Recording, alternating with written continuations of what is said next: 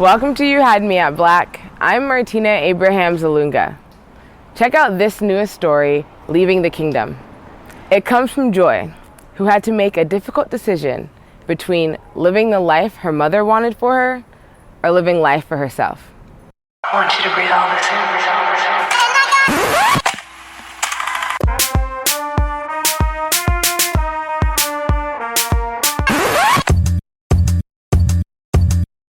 You're listening to You Had Me at Black. Black. Right in the heart of the city. Black. Man, black. Listen, man. Black.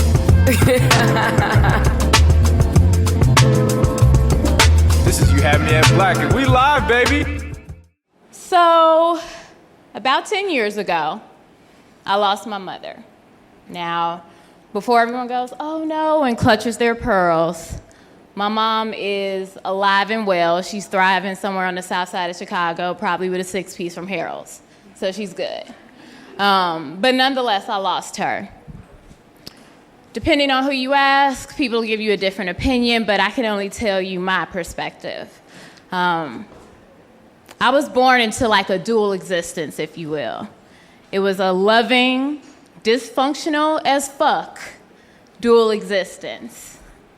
You see, my mom was a Jehovah's Witness. Scratch that, let me be real. My mom is a Jehovah's Witness, and not just like any Jehovah's Witness. My mama is like super saved. So the best way I guess I could describe it is, if you could imagine like the Last Supper, you know, when Judas was about to go betray our Lord and Savior in all his deep conditioned glory. My mama was the one that walked in with the Dixie cups and was like, oh no, Christ, you're good. I'm here to save the day. Now, on the other side of things, my dad was the man that forgot to pray at Thanksgiving Day. Like, you look up and I'm like, so no, you just not gonna bless the dressing? Like, what is wrong with you? The only time that man ever went to church was if it was a wedding or a funeral. And to be quite honest, the most religious my daddy ever got was when like a Sox game was on. Don't bother him, don't talk. Definitely he's in his zone. But the one thing I could give him is he taught me to always think for myself, you know, not to give way to groupthink, to be independent. My parents were oil and water, they were church and state. Like at all costs, you were supposed to keep them separate. And the only thing that they more so agreed upon was the fact that they loved me. And I know they had their flaws, they had their issues, but they definitely tried their best. I was their golden child, hell, I was their only child. So for better or worse, I was the center of their world. So here I am on one side of things, growing up as this like dutiful Jehovah's Witness, this like Harry Potter clone. She's gonna save the world from all the evils.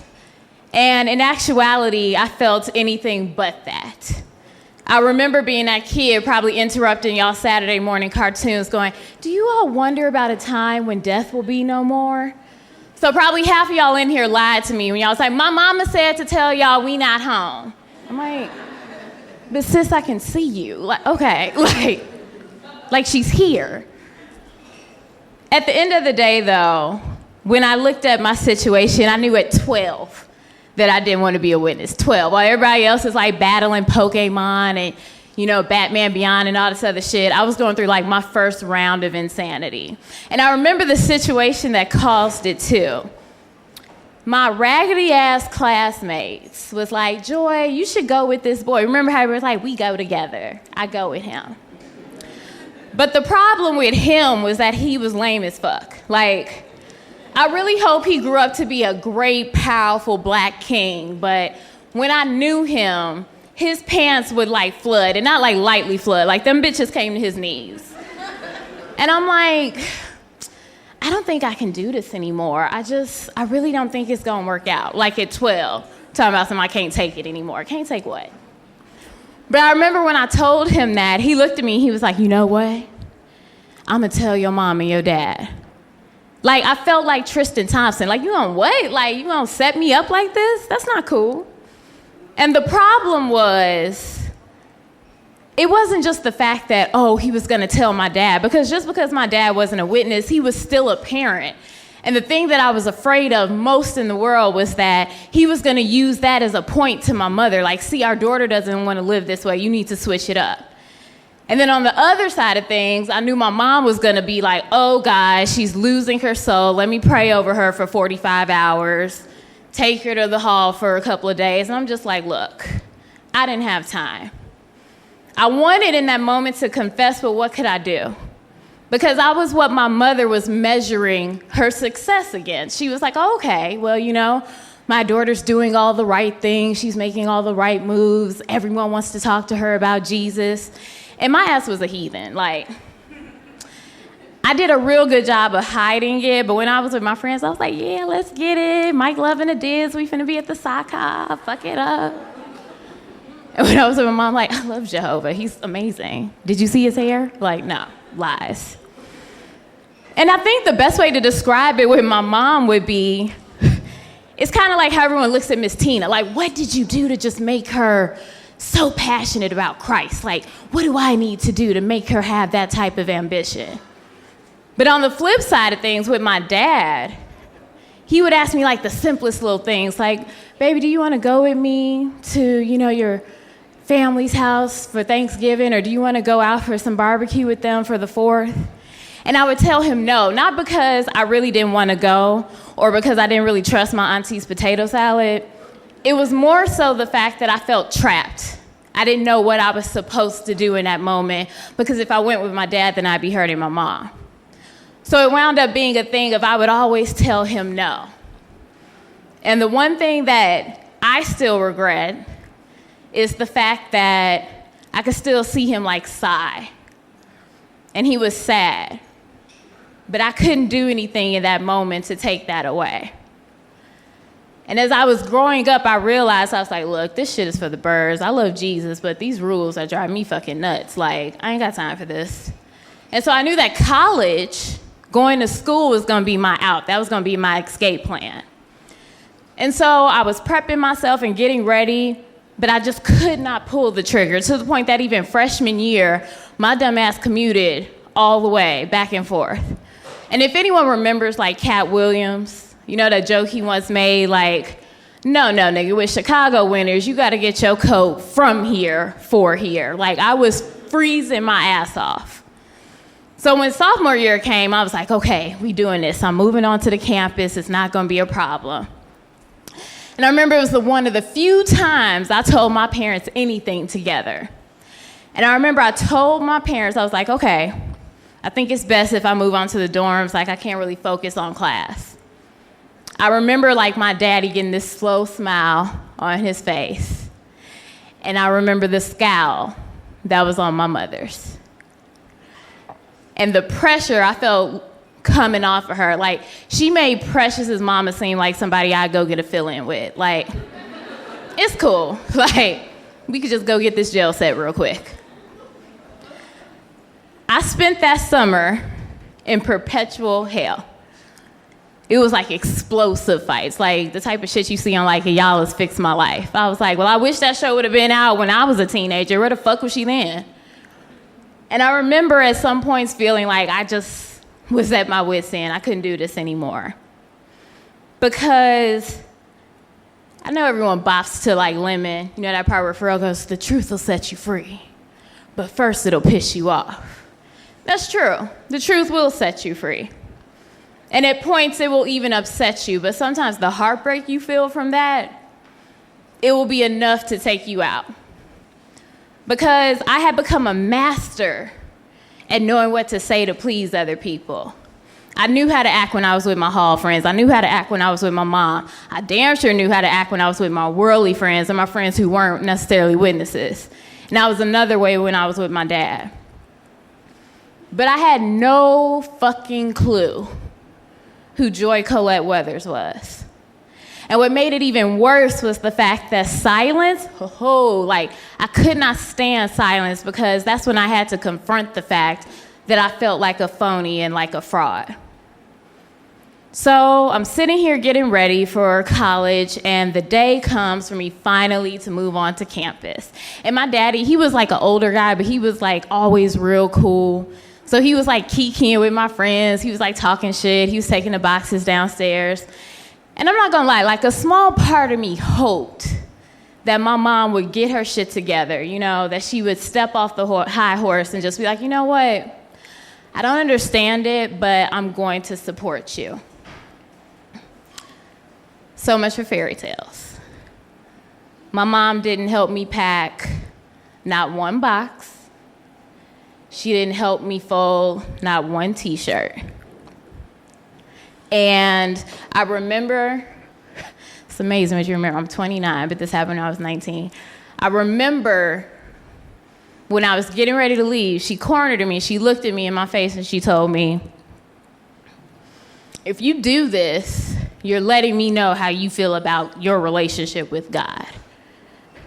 And if you leave this house and you move on to campus, you are not coming back home.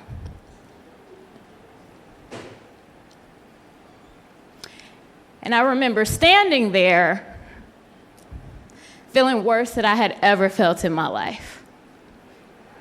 Because the thing was, as dysfunctional as my home was, that was my home. Those were the dishes I had washed when my parents told me to. That was the bathroom I had cleaned up. When they asked me to take out the trash or to turn off the TV and study, I had done it. I was, for all accounts and purposes, that good kid. So you're telling me because I want schooling, because I'm not doing what you want, I can't come home? I didn't understand why I was basically being rewarded for telling the truth by having my whole life blow up in my face. Because not only did I lose my mom in that moment, but it further splintered my family. All my witness friends completely stopped talking to me. And then on top of it, here's the kicker, half of my mama's side of the family are witnesses too. So it wasn't just like I had to deal with one person not talking to me. I had to deal with like 8 people not talking to me.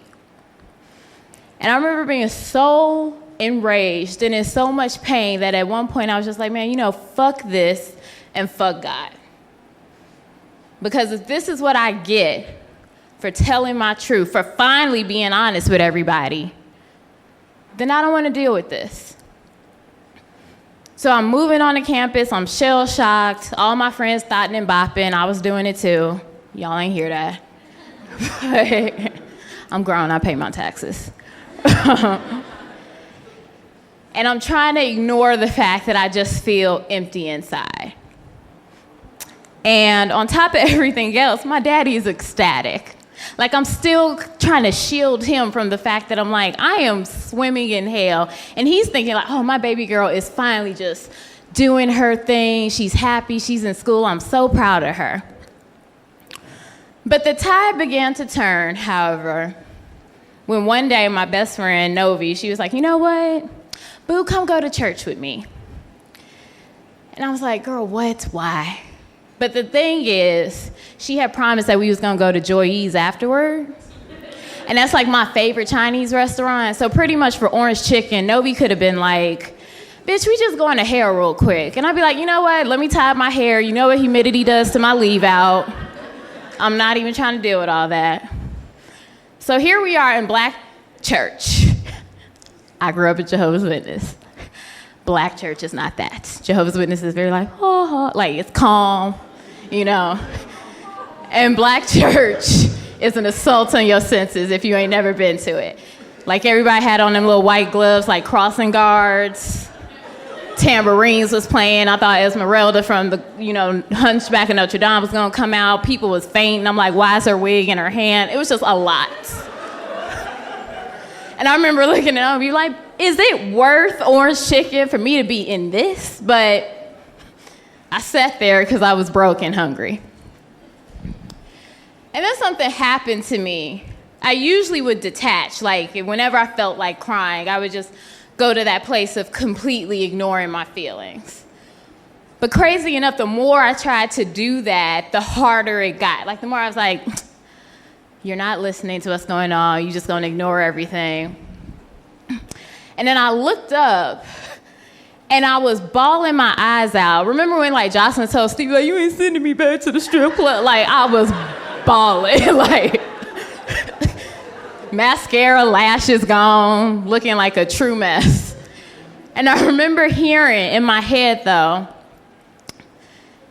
something I will never forget. Remember hearing it saying, like, it's okay, Joy. You could let it go. It's fine. I know you're upset. I know you don't understand why you feel like you've lost everything. But you don't have to feel like you are alone, even as the only child. You don't have to feel that way, because I'm here. And I haven't left you. And I won't leave you. And that for me was the beginning of my healing. Don't get me wrong, I'm still a heathen. But see, you know, I love Jesus. I just curse a lot. It's fine. It is what it is. But I remember that being the beginning of my healing, because it had to take me 10 years for me to come to grips and understand that I will never have the relationship I want with my mother. And the fact of the matter is, the main problem is, I should say, because her love for me will never supersede her love of her religion.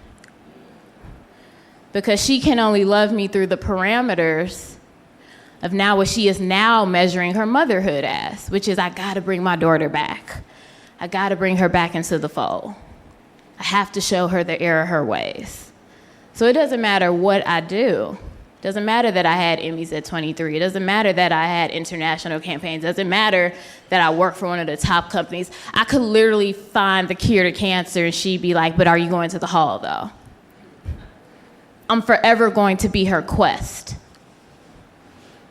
And I think what I represent, or what I hope to represent, I find we say a lot of times, like, I mean, if it ain't benefiting you, cut it off, let it go. And that's fine. You know, when it's a fuck nigga you met on Tinder, let it go. The dick wasn't that good. And that's great when she talked about how good her head was and it was trash. Like, let her go. But when it comes down to something that's real, it's not that easy. I had to make a decision that in order for me to be free, in order for me to finally be in my truth, in order for me to finally be happy,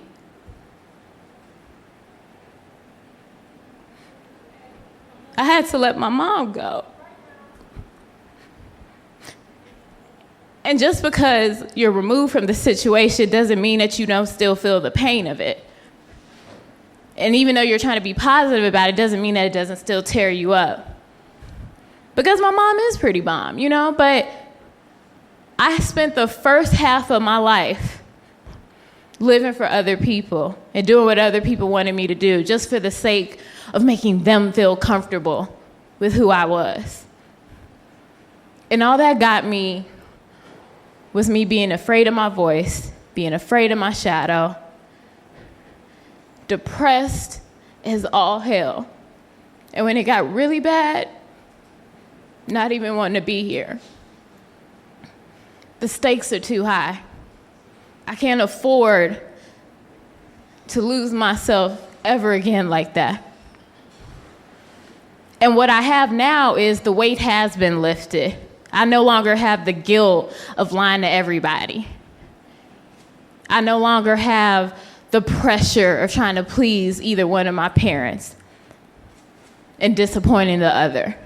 And I'm happy that my daddy got to see me live in my truth before he died. That he got to see me being that young, independent woman that he always taught me to be. And I don't have that misplaced rage. I feel like God probably is in heaven like, okay, girl, cute, I'm gonna let you have your little attitude. And then when you're ready, you're gonna get it together and we're gonna have a conversation. So like I said at the beginning of my story, it's true. I lost my mom 10 years ago. But what I was able to find on this journey was my faith. I was able to find myself. And at the end of the day, honestly, That is truly all that matters. Thank you so much for letting me share that with you all.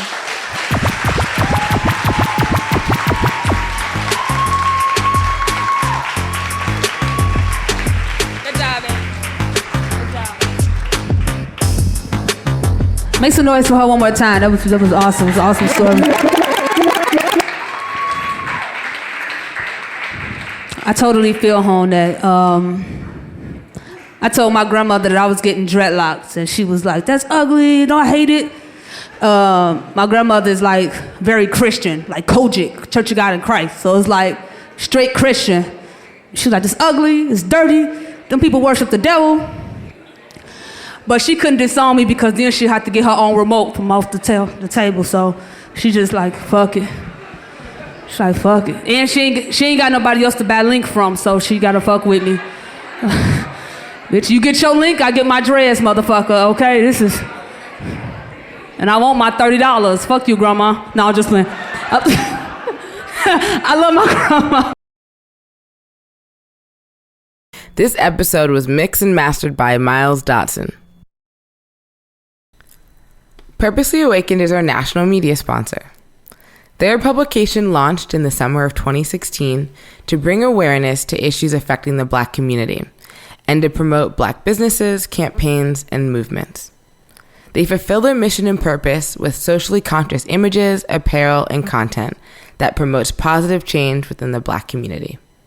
You can find them at purposelyawakened.com and connect with them at Purposely Awakened on Facebook, Instagram, and Twitter. The Tribe Chicago is our Chicago media sponsor. The Tribe is a digital media platform showcasing innovative content to reshape the narrative of Black millennials in Chicago. Their original works in journalism, documentary, and creative writing capture the multifaceted essence of Black Chicago from our point of view. As an independent, alternative news source, they unify Black Chicago millennials in the common purpose to create a safer, more vibrant Chicago. You can find them at thetribe.com, that's TRIIBE, or on Instagram, Facebook, or Twitter. Thanks for listening to You Had Me at Black. If you want to hear more stories like this one, leave a review. You're listening to You Had Me at Black.